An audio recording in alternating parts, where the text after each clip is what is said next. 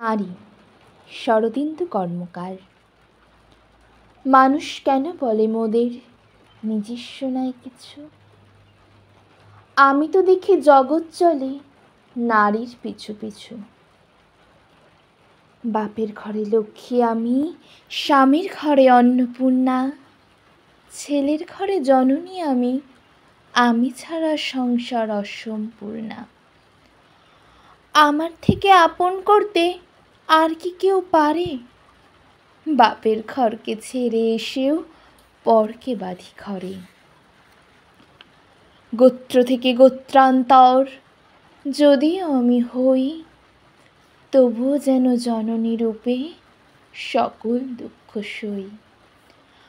ভারত মাতা সেও নারী, নারী জগৎধাত্রী। নারী হলো এ জগতের সবার জন্মদাত্রী। পুরুষতান্ত্রিক সমাজ তাই পুরুষকে বড় করে। জেনে রেখো সেই পুরুষকে নারী গর্ভে ধারণ করে। মহাকাল আমার পদতলে শায়িত চিরকাল।